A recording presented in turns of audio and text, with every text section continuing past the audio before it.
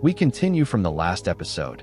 Gu Changge, a temporary resident of the Yu immortal dynasty, sits in his residence while two guards stand at the door. Prince Yu Tianjing enters, bows once, and intones. Yu Tianjing greets young Master Chang. Gu Changge smiles wryly. Prince Yu. He lifts a cup of hot tea, sips, then asks, "What brings you here, so quietly?" Still bowing, Yu Tianjing replies with surprising boldness. "I have come to seek refuge with young Master Chang. I wish to offer you the entire Great Yu Kingdom." Gu Changge's amusement sharpens into incredulity. "The entire Great Yu immortal dynasty? How dare you speak so boldly? Aren't you afraid I'll bind you and send you to Emperor Yu?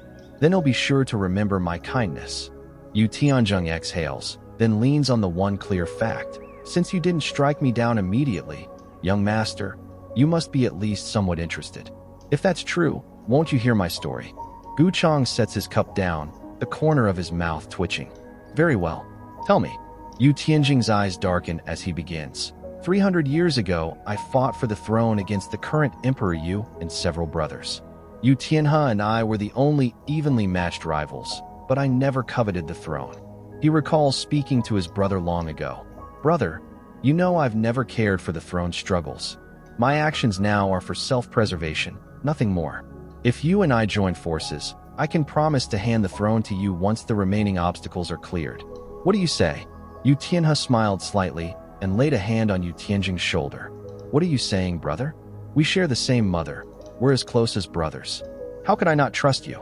Yu Tianjing returned the smile, calling softly, "Imperial brother." But his eyes were rimmed in red as he continued. "After we cleared the other obstacles together, he betrayed me. He accused me of rebellion, framed me for harming the imperial family. In the name of quelling rebellion, he murdered my wife and children." His voice broke as he added, "He even poisoned our mother and pinned it all on me." Gu Changge set his teacup down and regarded him coolly. "So by your account, Emperor Yu is cruel and ruthless. How did you survive?" Yu Tianjing explained. "He exiled me to the borders of Great Yu to stage his benevolence and solidify his rule. Only in recent years have I been able to return." He raised a hand as if to swear. "Don't worry, Master Chang. I can swear on my heart." Gu Changge lifted a hand to stop him. "No need. Tell me the plan." Yu Tianjing calmed himself. "During the hunting competition, I'll arrange an assassination of the second prince, Emperor Yu's chosen successor.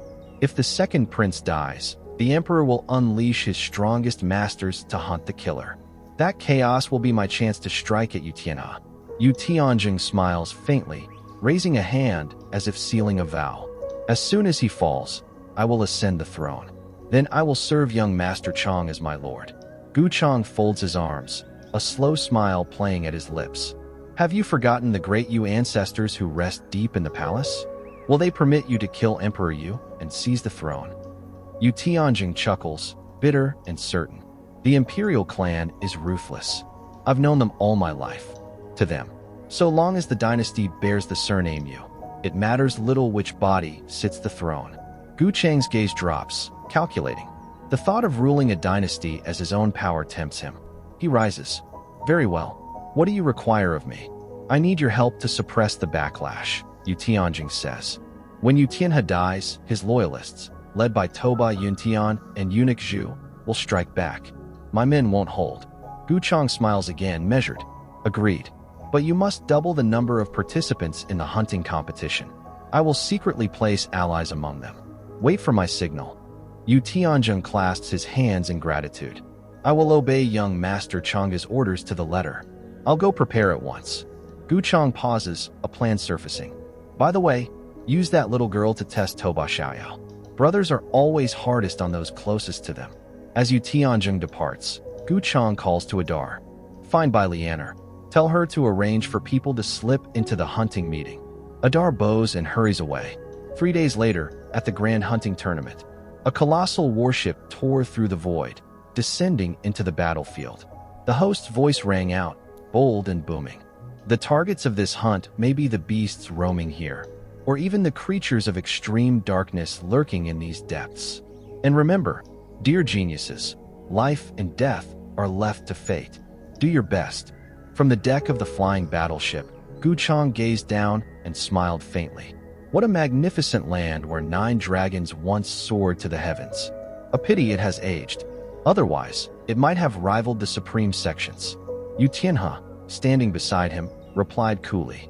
A pity indeed, but it offended a force it never should have. Its head was severed long ago. True ascension is impossible now. Gu Changge's eyes flickered toward him. Is that remark aimed at me? Could he have discovered my dealings with Yu Tianjing? No, unlikely. Meanwhile, Yu Tianhe also studied Gu Changge. For now, he shows no malice toward the great Yu immortal dynasty. Then why has Fia warned me again and again to beware of him? Gu Changge broke the silence. I wonder, has His Majesty Emperor Yu investigated this place? Yu Tianhe's gaze hardened.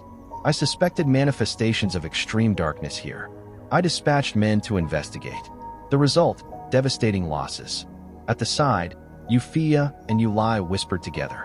Don't worry, sister, Yu Lai assured. I'll look after myself. But Yu Fia's eyes lingered on Gu Changge, her heart uncertain. Gu Changge, are you truly a hypocritical villain? Then Yu Tianhe spoke sharply. Eunuch Zhu, begin. Yes, your majesty, Eunuch Zhu replied. His voice echoed across the battlefield. The hunting competition begins now. One after another, cultivators leapt from the massive flying ship, their robes billowing in the void. Eunuch Zhu stepped forward, producing a delicate mirror artifact that shimmered faintly in his hands. Yu Tianhe released a surge of spiritual energy into it and declared, this mirror can reveal the aura fluctuations across this battlefield. At once, a golden Dharma body manifested in the skies above. The crowd gasped in unison. The Emperor's Dharma body. Eunuch Zhu raised his voice. Though His Majesty is only present here in Dharma form, within the borders of the great Yu immortal dynasty, His Majesty remains virtually invincible. Gu Changge tilted his head, his eyes narrowing thoughtfully. Is this the flow of people's will, or the resonance of dragon's energy? This technique already surpasses the ordinary cultivation realms. So, he truly did leave something behind. The mirror flickered, casting its sight upon another figure. The third son of General Toba's mansion? Someone murmured. Toba Xiaoyao flew low across the field, calling out, Xiaodao Tianjia, don't go too far ahead. But another youth charged after him, shouting furiously, Toba Xiaoyao, you bastard! I'll settle things with you today. Xiaodao landed, kicking the man aside with ease. Third brother, don't you train your swordplay every day? How can you still be this useless? I can't keep protecting you forever. Toba Xiaoyao only cast his sister a sidelong glance, choosing silence over reply. High above, Yu Tianhe looked toward Gu Changge. I wonder, does young Master Changge have any favored candidates for this hunt? Gu Changge answered with a faint smile. Princess Fia is remarkable. In my opinion, she will certainly rank among the top 3. Yu Tianhe chuckled. Fia will be greatly honored by the young master's praise. Just then, a soldier appeared beside the Emperor's Dharma body, bowing low. Your Majesty, this area has been heavily secured. Yu Tianhe smiles faintly. Thank you for your hard work, General Toba Yuntian. Gu Changge watches him, thoughts racing. The great Yu dynasty's famed general? Is he Toba Xiaoyao's father? If so, Yu Tianjing's plan to assassinate the second prince, Yu Lai, will be far harder to pull off. He allows a small, unreadable smile. But the spectacle I arranged is about to begin. A blur of movement cuts across the field. Xiaodao, darting between attacks, comes to an abrupt stop. From the dust, a voice calls out, Hey, that's the 4th miss of General Toba's household. Why isn't she with her brothers and sisters? 3 figures emerge, swords drawn. The lead man sneers. The 4th miss is so forgetful. My poor brother was cut down by your men for merely glancing at you. Xiaodao snaps back. You lie? I would never do such a thing. No use denying it, the man replies. Today I avenge my brother. Gu Wudi steps forward, flanked by assassins from the Spring Breeze Jade Tower. He smiles, scarred face is difficult to read. But before that, if I could taste Miss Qingyu, it would be worth a lifetime's wait. The magic mirror flashes his face to the crowd. Gasps ripple through the spectators. What faction is that friend from? How despicable, someone hisses. He looks like a disciple of Heavenly Dao sect. Toba Yuntian's jaw tightens. No, this isn't right. A third-rate sect couldn't produce someone of such strength. These men must have snuck in. His voice turns cold and fierce. Anyone who dares humiliate my daughter, I will grind to dust. Gu Changge's lips twitch in private satisfaction. Bai Lianer trained him well. Bringing him back from the 8 desolations and 10 realms was worth it.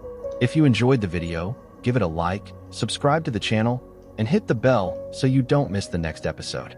Bye.